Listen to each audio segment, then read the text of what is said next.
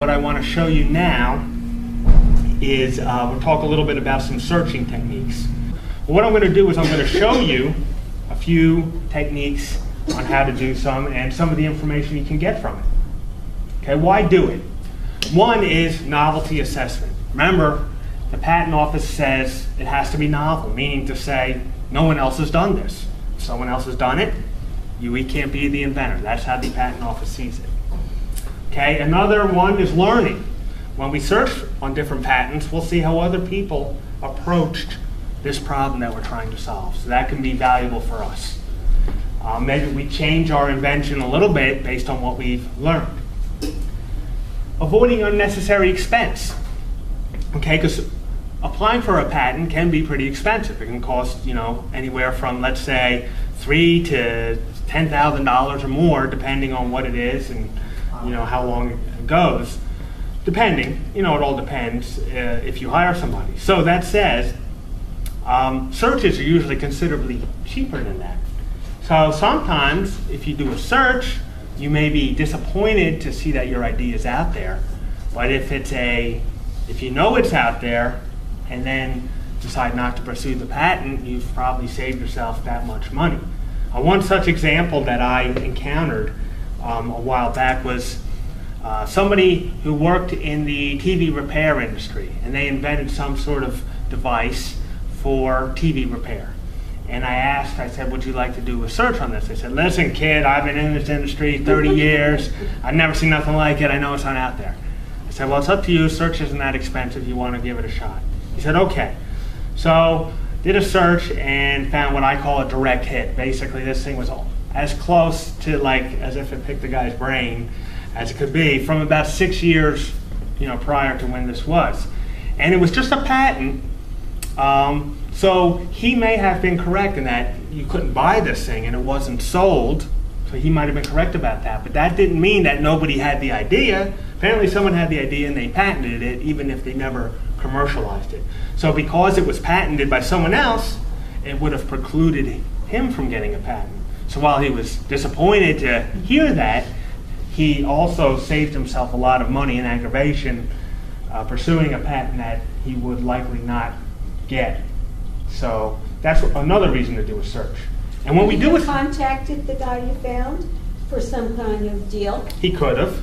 I don't know if he decided to do that or not, but that is... half a pie is better than none. Well, that is a possibility. So that's something to keep in mind, is that if you were to find out that somebody had a patent on the idea, there's a couple options. One is to check to see if that patent's expired or not, because if that patent's expired, and in most cases that is in the public domain and anyone can use it.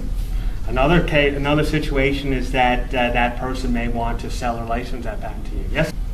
Now, when we do a search, again, remember that word prior art. That just means stuff that existed before. What do we search for? Typically, we search patents and patent applications using online databases that I'm going to show you.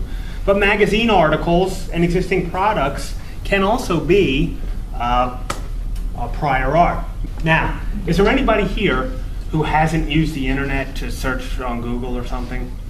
So we've all done searching using keywords, right? We want to find something in Google, we type something, and then we find it, right? Have we ever typed something in Google or Yahoo and you got 80 billion hits, way too many, way more than you were looking for?